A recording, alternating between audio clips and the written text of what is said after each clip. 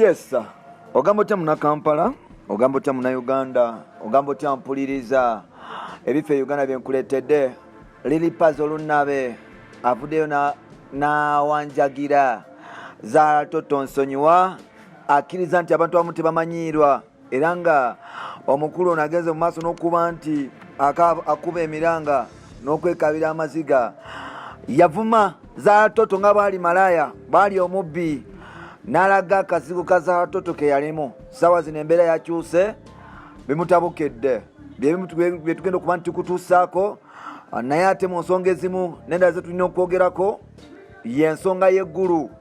Abayimbi bazzeeyo eggulu olutalo lwa Laneke ne Wisdom Kaye lugenda maaso n'okuba nti lulanda.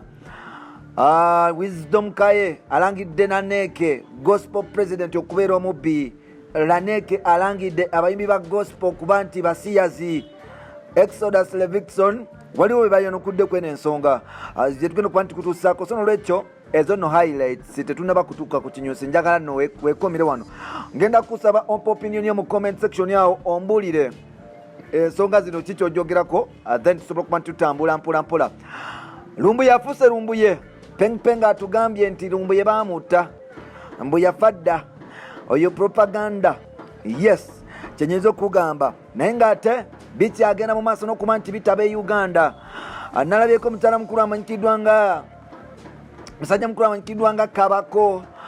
Nendaba musajja mukulu amanyikiddwa nga Kukuwaza Banga nga bajamingira ku luyimba lwa mukyala mukulu amanyikiddwa nga Pia Pounds twende tupaate. Pia Pounds azemu okuteeka oluyimba luno okuluteekamu amaanyi. Asobye ebimu ebife Kampala Uganda naye ng'olunaku lwaleero ngenda kukuleetera musajja mukulu amanyikiddwa nga Lilipazo Lunabe avuddeyo n'akaabira okuwanjagira mukyala mukulu amanyikiddwa nga Zara Toto ng'amugamba nti nsonyiwa era bye tugenda okuba nti tukutuusako. Lilipazo nno emagombe asimbayo kitooke kubanga agenda mu maaso n'okuba nti avunda n'okufa mpolampola mu kimogonyo ezaali alusaazi zaafuukamu ebirala era ng'obulamu tebukyali bwe bumu. Oba oliawo ayinza okugamba nti oba Zaalto teyamukaasinga oba okumuloga era nga afudde netondera abantu bonna abasinga obungi beyavuma beyakosa beyakubanga ne beyakudaaliranga byetugenda okutuusaako. Bampita Ntambi Jimso namawano kibwa ya Maxuli Junior webala kuba nti otambula nange. You can follow me on Twitter Jimso 16 netutambula ffenna mpola olwo nno nonfollowinga netutandika okuba nti tukola ebintu ebyenjawulo. You can follow me on Instagram nkozesa Ntambi Jimso 5 then ku Facebook nkozesa Ntambi Jimso. Yes, netuba nti tukwatagana mpola nawo musajja mukulu amanyikiddwa nga Lunabwe yakuba oluyimba emondo evuge yajja yali munamu ku mpisa n'akuba oluyimba olumanyikiddwa nga genda ogula emmotoka empisa ne zigenda. Wano nno yasobola n'okuva ewa Sipapa eyali amuteekamu akasente n'agenda n'akola ebibye. Mu process eyo ng'alina hit song yagenda mu maaso n'okuba nti akudaalira abantu bangi kugatta okubavuma n'okubajerega. Bino nno sibyogera kuba nti musalira musango mwabula tufunemu ekyokuyiga ekintu ekimu nti bw'ofuna nga toduula kubanga si gwasoose okufuna si gwasoose okubeera owakabi bangi abakabi mu nsi muno n'abakusinga. Olwaleero omukyala omu ku bagagga mu music industry ya world bamuyita Rihanna billionaire but bw'osanga Rihanna yatuntuzibwa yatulugunyizibwa yakubibwa abasajja nga ba Chris Brown n'abantu abasigaddewo bajezi abapanga obubadi. Rihanna ebyo byonna ebibi bye yayitamu yasigala hambo era bw'otunuulira byebimu ne Sheba wano e Uganda nti Sheba yayita mu bintu bingi mwamuyita omusiyazi mwagenda mu maaso n'okuba nti abayimbi abasajja bamukozesa ba presenters n'abasigaddewo bwe yatuuka gye yatuuka akyali hambo still. Lilipazo yagenda mu maaso n'okuba nti agula olutalo ku munnamawulire presenter akola omulimu gwa lugambo ku shemanyikiddwa nga Uncut ku NBS TV.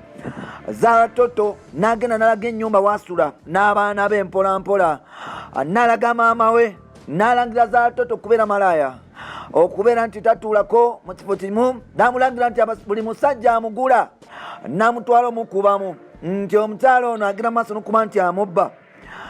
Wano nno baali bantu babiri. Lilipazo yayambibwako omusajja mukulu amanyikiddwa nga Luze Anderson ng'ebiseera byakyakola ku Record TV mpola. Yes, system negera maaso n'okuba nti etambula bwetyo era nga Luze Anderson naye yafuna obuzibu ne Zara Toto Wana no Luzana Sonya soko kukikombako nti TV gye yakolako bagigala unfortunately.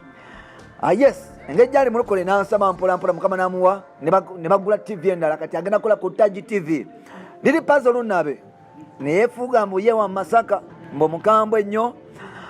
Lili Puzzle Lunabe naye betwogerera nagende guru alusa zastukire guru muganda wange paka sawa zino taddanga nguru. Mukubanti olulumbe munyiga process by process. Atenga ali naive kwe kusala okumanti ye kuba mu mutima okwetondera abantu beyakosa beyavumanga beyakubanga beyalyangako sente bapromote beyajjanko sente z'ebivulu n'atagenda kuyimba. Omukulu nasaze okuba nti byonna abikwasaganya asobola okuba nti oba oliawo adde bali yes basobola okuba nti bamusonyiwa. Byebyo bambi tusabire Lili Puzzle simusalira musango era za toto bwango lina kyomanyi sonyiwa blood wa foyo. Yes mwana muto atalina ebyokola nabo kulabirira alina family n'ebimu yabikozesanga buto era nkwegayiridde musonyiwe. Bampita Rich Boya Maxudi Junior Ntambi Jimso kansobola okuba nti nkoma mu episode endala nkutuuseeko ebya Katikkiro ne Lumbuye kwogata n'amawulire amalala mangi.